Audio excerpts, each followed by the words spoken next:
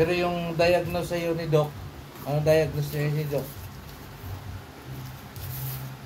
Boss? Yung ano, yun arthritis ka. So, arthritis. Ayan. So, tapos yung mga pinainom sa'yo hanggang ngayon, ininom mo pa rin. Ininom ko pa rin. Tama yun. Basta kung ano yung advice ng mga doktor natin, sundin nyo kasi makakatulong yun. Ang problema, uminom ka ng gamot, tapos di ka nagdisiplina. Kaya ito, maga pa rin. Ngayon siya. Ngayon siya mga boss. Yan. Ayan o. Masakit. Ito. Oo. O yun. Dugtungan lang yan o. Okay.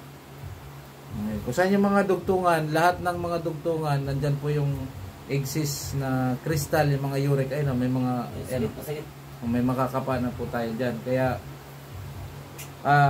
inumin nyo lang yung binigay ni Doc, tapos change lifestyle talaga, yun ang mga kakapaggamot. Tsaka hilot, ito pag nahilot natin, mabubuksan yung mga nakabara sa joint para i-allow niya pa uli na maibalik yung mga movement. Kasi kung hindi yan mahilot, pabayaan lang yan siya lalaki, bubukol lalo. Di ba?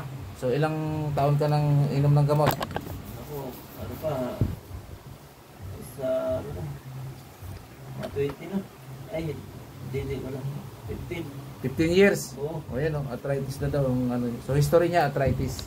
Kasi, ano,